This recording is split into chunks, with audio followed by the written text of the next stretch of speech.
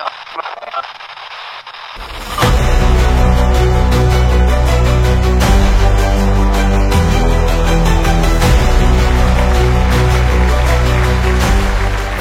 nih yang akan terjadi tahun-tahun ke depan segala macam. Saya buka dengan cerita dulu tentang dua sahabat, teman sekampung yang selama ini nakal bareng, main bareng, dugal bareng gitu kan. Nah, si Joko dan si Peno gitu ya. Nah, Joko suatu saat si Joko ini ngelihat temennya si Peno ini, dia lagi lihat di showroom mobil. Dia lagi di showroom mobil bersendiri sambil melihat beberapa mobil.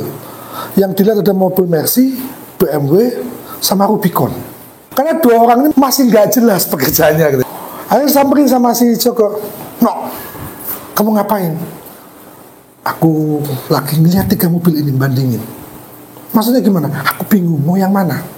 Mercy ini interiornya bagus, eksteriornya oke, cuman handlingnya kurang oke. Kalau BMW ini handlingnya oke, powernya oke, tapi tanpa eksteriornya gitu-gitu aja, tapi speednya oke gitu. Nah kalau Rubicon ini, wah eksteriornya keren, gagah, tapi tumpahannya keras bla bla. Aku bingung, Jok, mau yang mana enaknya kita beli, Jok?" "Lah kamu sukanya yang mana? Tujuannya apa?" "Lah itulah, aku juga butuh mobil keluarga, aku juga butuh mobil untuk kerja. Ya harus 2, 1 aja. Menurutmu yang mana?" Cekcoklah 2 orang ini segala macam. Tiba-tiba Joko nggak, no.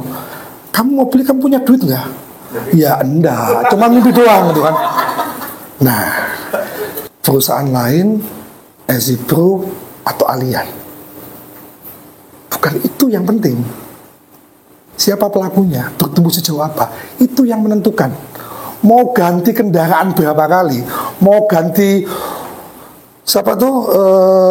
pembalap Schumacher, mau dikasih mobil apapun, karena pembalapnya Schumacher jadi ya jadi. Bajuri mau dikasih mobil kayak apapun juga gak jebol. Kenapa? Karena drivernya masih Bajuri. Kadang sudah ngerti caranya pun toh, nyalinya gak gaduh. Arma gas mencok-jok, wah ngono gitu kan. Biasa becek bajai terus becek mobil Formula 1, ndak karu-karuan. Apa yang membedakan seorang bajai Bajuri dan pembalap Formula 1? Teman-teman tahu latihannya pembalap Ferrari itu kayak apa? Latihannya apa? Lari. Hah? Fisik. Nah, fisik renang gitu latihannya. Padahal kerjanya kan cuma duduk. Teman-teman coba lihat ya, hampir semua pembalap F1 lehernya itu kayak Tyson semua. Teman-teman tahu latihannya, ternyata ini tuar betul kekuatan. Ternyata ketika berbelok dengan kegerakan hampir 4G, 5G, 6G, itu yang paling menantu leher, Pak. Makanya otot lehernya tuh gede-gede semua. Orang biasa belok kayak gitu, cuklek lehernya. Jadi latihannya sampai latihan beban. Kalau kita ke fitness, ke gym, mereka tuh leher yang ditaruh beban. Itu kenapa bajai Bajuri nggak bisa nyetir F1, karena latihan fisiknya beda, teman-teman. Sama di industri bisnis jaringan, lebih tepatnya di industri penciptaan market. Ini kan industri yang menciptakan market, betul ya? Mau bentuknya MLM, mau bentuknya asuransi, mau bentuknya properti, mau bentuknya finance, apapun jenis modelnya. Di industri penciptaan market, pertanyaannya adalah sejauh mana kita sudah berlatih dan bertumbuh dan berkembang. Anda mau megang marketnya A, B, C, D, ketika Anda memahami semua esensinya, oh ya, mau pegang manapun jadi, seperti Pak Alam bilang tadi, Anda jadi Midas. Apapun yang sentuh jadi emas. Pegang ini jadi, pegang ini jadi, pegang ini jadi. Dan kami di Univision semuanya, termasuk satu dari lagi bertumbuh, masih belajar bertumbuh untuk menuju ke sana, teman-teman. Jadi, misalkan Pak Ali nih, benar-benar launching bulan Januari, terus apakah dengan join di sana, pasti sukses? Jumlah yang dikira pasti bisa banyak kan? Sudah terbukti kemarin. Sudah terbukti dengan sistem AGA, associate itu kita bertumbuh luar biasa. Tapi pertanyaan, bisa kita handle nggak? Anda masih ingat ya bagaimana kita memperlakukan BI? Bagaimana kita membangun BI? Bagaimana kita menyiapkan membangun BI untuk siap menjadi seorang business partner, gitu kan ya? Seberapa banyak associate yang sudah menjadi seperti BI? Artinya kemarin itu kita masih belajar cara ngumpulin. Kemarin kan siapa yang rumahnya pernah kebocoran? Kalau bocor 1 titik, dirembes 1 titik ya, tes. Panik nggak? Panik, Pak. Panik? Enggak. Kayak timbo, kayak panci gitu. Tapi kalau bocor, cerot gitu, bingung nggak? Iya. Itu yang terjadi kemarin. join, semuanya join. Apa yang kita lakukan? Kita nggak tahu. Yang penting semuanya join. Apa yang harus dilakukan? Apa yang kita perlukan dengan mereka? Bagaimana mentransform mereka menjadi seorang agen? Bagaimana dari seorang yang berbagi menjadi bisa menjual? Itu belum masih yang kita berjalan di tahap itu. Tetap diisi. Ya kan? Belum bertahap itu, kita udah nyiapin sebenarnya dekat dengan regulasi. Paling luar biasa, saya akuin luar biasa. Sepengetahuan saya dari semua data informasi yang saya dapatkan, kalau bisa disebut bapak revolusi industri asuransi, beliau ini. Ketika seluruh dunia dari tahun 1800-an asuransi berdiri sampai tahun 1997 masih menganut sistem brand system, Pak Lim merevolusi Indonesia dengan agensi sistem melalui perusahaan merah. It works. Menciptakan orang penghasilan ratusan juta per bulan, dan pola agensi sistem dikopi oleh seluruh industri asuransi Indonesia. Baiknya Pak Lim nggak dipatenin itu aja. Karena sebenarnya kalau dipatenin bayar kafe kan gitu ya. Kalau mau copy marketing banyak. Tahun 2014 revolusi lagi dengan BI sistem di Allianz. Setiap perubahan pasti ada kontroversi. Tapi 2014 terbukti proven dengan BI sistem menciptakan orang-orang penghasilan tertinggi di industri asuransi sampai saat ini. Sampai saat ini. Kalau ada orang penghasilan lebih dari 100 bintang, 100 M, di asuransi lain ada yang penghasilannya juga puluhan atau ratusan M, kira-kira mereka akan gembor-gembor gak sih? Kayak kita di Allianz yang gembor-gembor penghasilan 100 M, penghasilan 30 M, penghasilan 10 M, gembor-gembor kalau kita di Allianz. Kira-kira gelas asuransi lain punya orang-orang penghasilan seperti itu, mereka gembor-gembor nggak? Pasti. Kenapa nggak gembor-gembor? Karena nggak ada. Semuanya di bawah Allianz. Percuma gembor-gembor gedean kono lihat. Faktanya begitu. Dan that's the fact. Dan revolusi yang ketiga melalui sistem Exibro ini, even regulatornya nggak siap. Inovasinya tuh beyond regulasi. Aturannya belum dibuat, beliau sudah menciptakan terobosannya. Itu yang nggak semua orang punya kemampuan untuk melihat sejauh itu, teman-teman.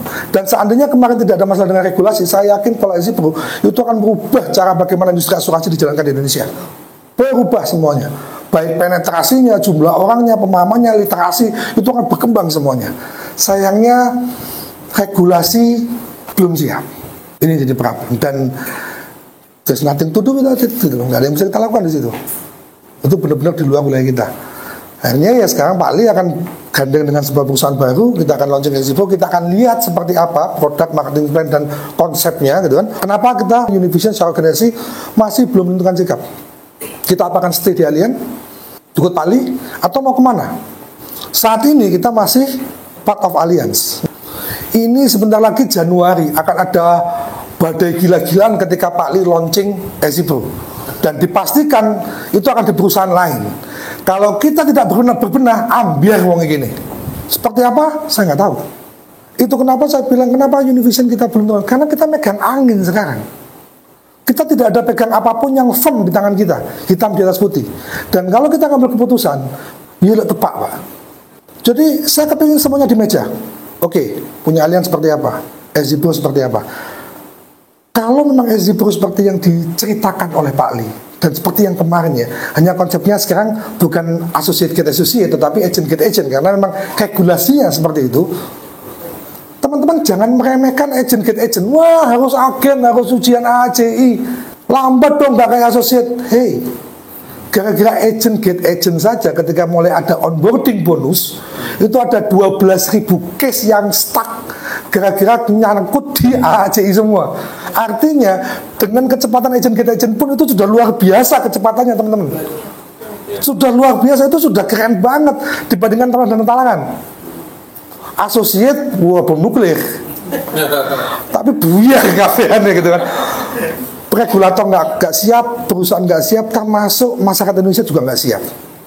Saya ngomong fakta apa adanya. Karena begitu banyak, begitu melihat konsep Exibro associate, wah itu dulu bancaan nggak? Wah PT, ayo hajar, wah heboh semuanya. Sudah apa Pak? Yang penting kan hajar dhisik. Habis itu memang kita pinginnya hit and run, matamu benar. Saya bilang, gendeng aja kamu hit and run, kamu bukan agen, agennya aku. Kamu hit and run, aku sendiri gantung ke kalian gitu kan. Iya kan gitu loh. Karena yang bertanggung jawab di OJK dan bertanggung jawab di perusahaan kan kita yang tercatat sebagai agennya. Asosiat main-main aja dia kabur hit and run. Nah, kita yang tanggung jawab dedel-dedel. Nah, dampak yang akhirnya mengiyakan kayak gitu-gitu, itu yang kemarin-kemarin determinasi. Waktu saya bilang, Bapak kalau mau hit and run, jangan sama yang lain aja deh. Saya gitu kan. Padahal dia udah siap 10.000 KTP. Nggak kali kan saya bilang gitu. Nggak kali kan gitu. Nggak siap marketnya. Modelnya bancaan kayak gitu. Dan ya yang penting untung. Dan memang akhirnya acak-adul semuanya. Bikin ribut ini. Se-Indonesia ribut. Baik regulatornya, manajemennya, masyarakat Indonesia pun heboh. Tetapi segala suatu keteraturan dimulai dari chaos, betul nggak? Banyak yang takut, saya yakin pasti banyak yang takut dengan EasyPro. Bukan cuma internal kalian, dipikir asuransi lain nggak takut sama EasyPro. Sudah punya produk referral, LP. Kalau kita kan PL dulu ya, dia LP namanya. Dan nggak jalan gara-gara EasyPro. Sudah ada dulu dari dulu. Akhirnya mandek melakukan EasyPro itu lama gitu. Nah kita masih suruh beli EasyPro bagi-bagi. Koblas sudah. Nah sekarang kita mau aktifkan lagi Jen. Ayo, enggak. Jen, belum apa data Pak Li kayak apa semuanya. Wong kita aja yang kecil ini itu aja bingung. Daniel skala company yang setahun 5.000 case gitu ya. Jadi sehari 5.000 case. Sampai saya bayang dong bagian underwriting ini. Ya Allah, ini kita kok mana? Manpower gak ditambah, mati ya baik gitu ya. Artinya semuanya gak siap teman-teman. Pertanyaannya satu, bukan masalah kita mau kemana. Bukan itu pertanyaan utamanya. Pertanyaannya Anda sudah siap apa membangun market? Sesiap apa kita? Bisnis jaringan bisnis yang unik teman-teman. Konsep dasar dari bisnis jaringan adalah leadership driven business. Kita bicara tentang kepemimpinan.